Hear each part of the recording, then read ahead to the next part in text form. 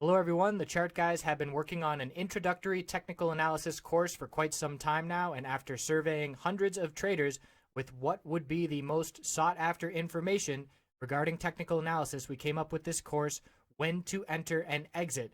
It covers over 5 hours of the basics on when to enter and exit, and we feel after watching this course it will help build a foundation of technical analysis knowledge which will eliminate a lot of the uncertainty in the world of trading stocks. So the course outline, we go over the psychology of trading, establishing a game plan, the different indicators we use to signal a bullish and bearish entry, how to recognize support and resistance levels, poor entries, where traders make mistakes, exit targets, how do you know where to sell your trade, where to place stop losses, that's very important, minimizing losses is what keeps you in the game long term, my personal preparations, how I go about getting ready for each trading day, and then piecing it all together, utilizing all the information we just learned and how to apply that in the real world for making successful, profitable trades. As a bonus, we also include a lot of information on finding entries and exits utilizing patterns, and you can find these patterns on every time frame on pretty much any stock and commodity trading, and certainly being able to recognize those patterns can give you an edge as well. So we hope you will check this out. Again, it's an introductory level course. So if you are new to technical analysis and trying to get a firm grasp on things and feeling a little bit overwhelmed, then this course is for you. I hope you check it out. Appreciate you watching.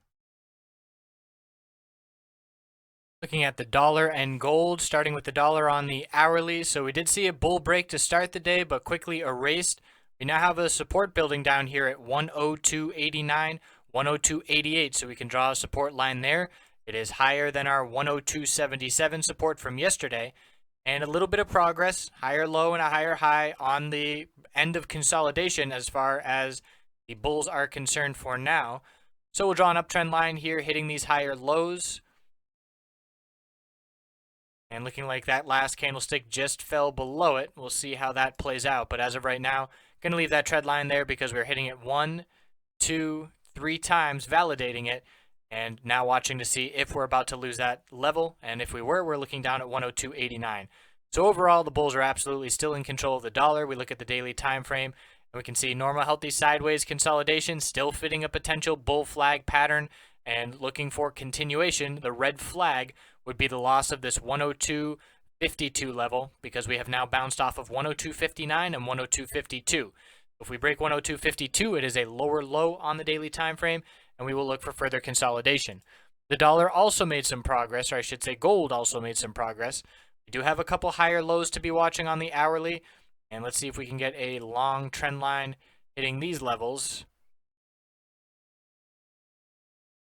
I would be putting it right there, starting at the low that we've seen, the real body of that candlestick. I was making sure to hit the bottom of this pullback real body candlestick, and it ends up with the lower wicks bouncing off there for a third touch. So that is a key support uptrend line. We'll be keeping an eye on that as it continues to play out. And in terms of resistance, we are starting to break a couple lower highs. Still a lot of work to do. We have a couple double tops on bounce attempts. The first one being right here at 1136.96 and 1137.03. So some resistance there. And then there's one more up here, a little double top in the 1142s, 1142.17 and 1142.20. So watching those resistances, watching this uptrend support line, tightening range, not a ton of movement going on.